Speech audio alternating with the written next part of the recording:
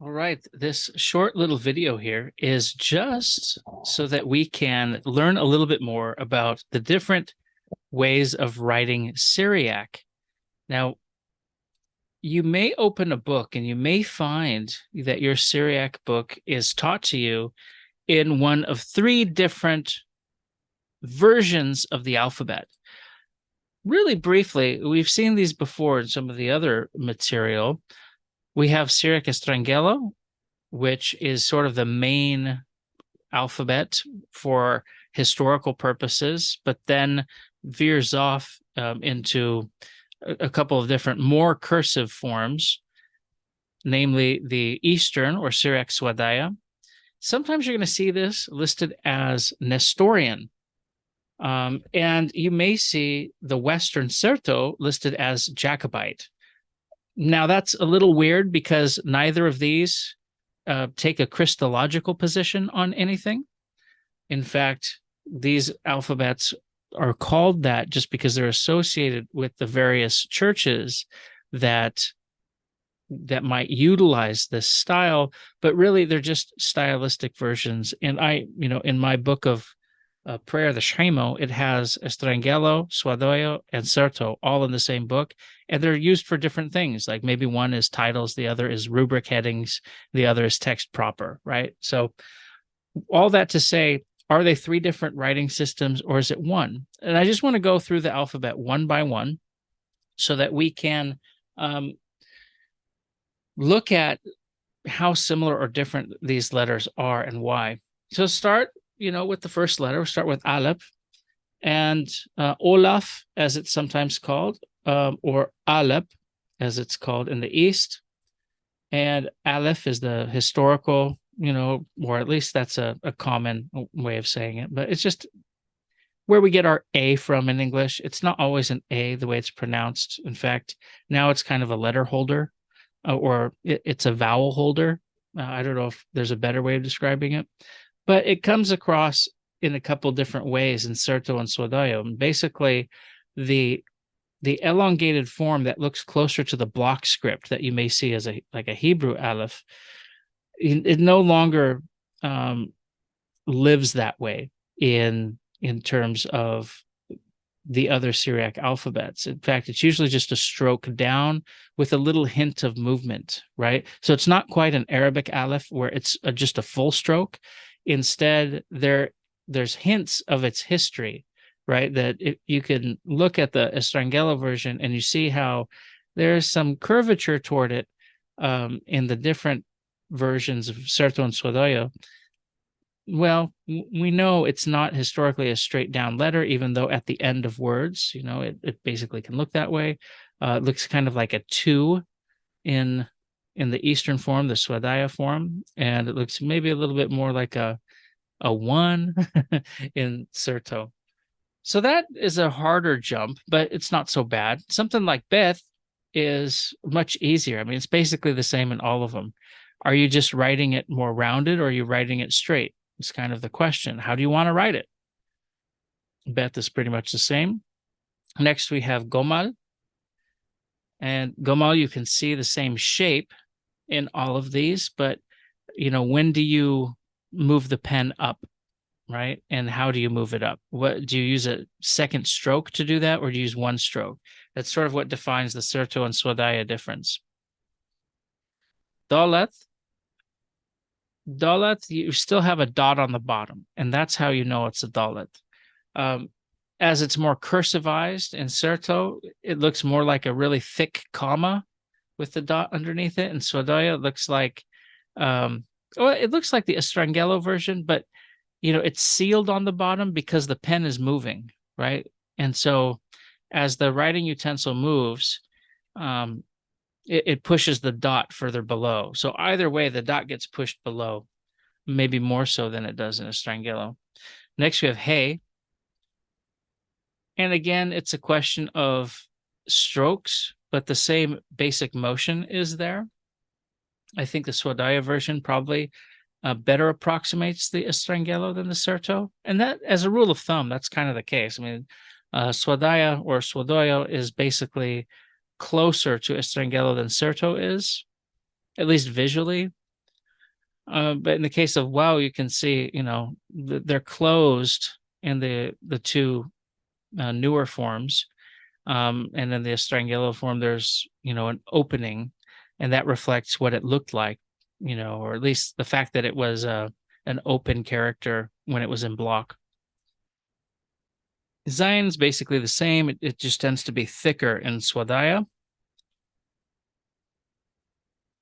Heth, or Het, again, same sort of principle. It's got the two peaks from, what it looked like before in block, but now it's written on the bottom. So, it's basically like these, I don't know, shark fins. What would you call them? Popping up. Playeth, same basic shape, a little rounder in Certo than in Swadaya. Yod, pretty much the same here. I mean, the Estrangela Yod basically looks like these other two. I think the font that I'm using separates it as such. Now, when it comes to Kaf, you have an initial and a final.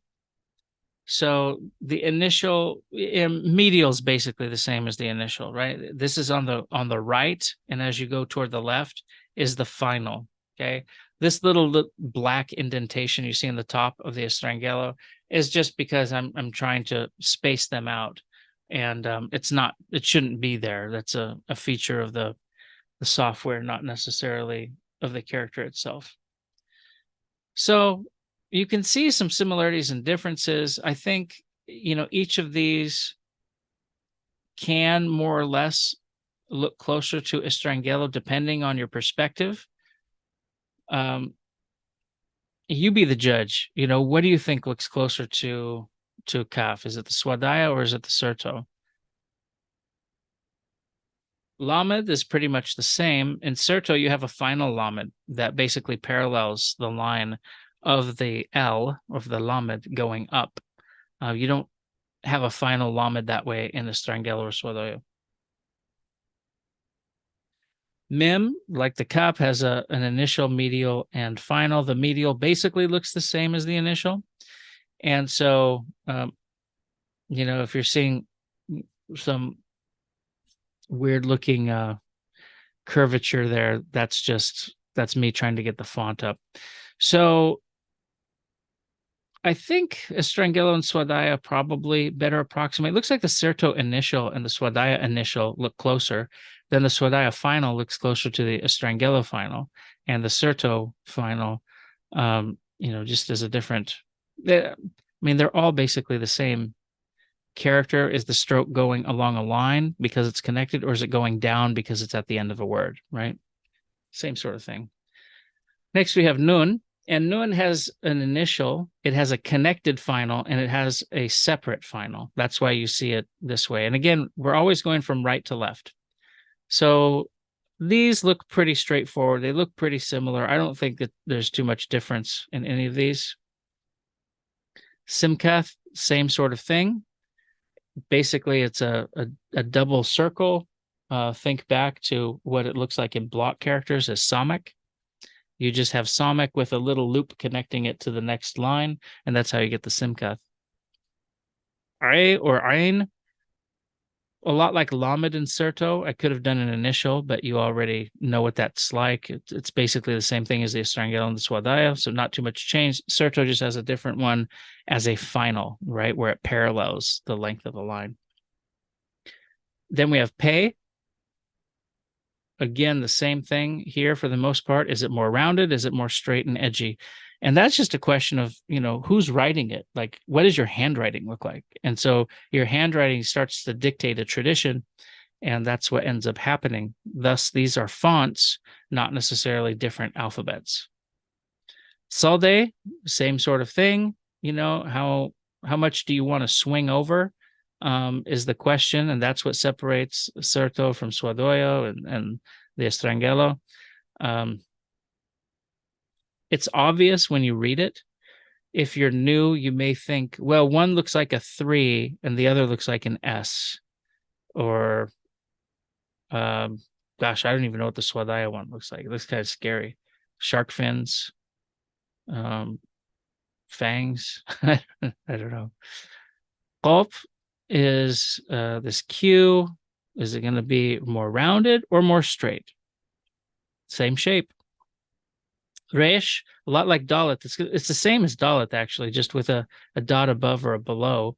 And the principles are the same. You get a real cursive style when you do the West Syriac or the Certo versus the Eastern Swadaya. Swadaya is going to connect the line at the bottom rather than, bubble it, is kind of what happens in Certo. And the dot is on the top, or the Rish. You may see this letter written as Rish with a long I instead of a long E. That's fine either way. I mean, ultimately, the root is middle weak. It's middle aleph, right? So that's why we prefer a long E, like R-E with a macron on it, Shin, that you see at the top here, as opposed to R-I, Rish. Rish seems to be better for that reason. And we know that comparatively. Think of Hebrew Rosh, think of Arabic Ras, stuff like that. It's a medial aleph historically. Maybe not here in Syriac, but then we have Shin. And Shin, Estrangela, and Swadaya are the same. Certo, the movement does originate from this.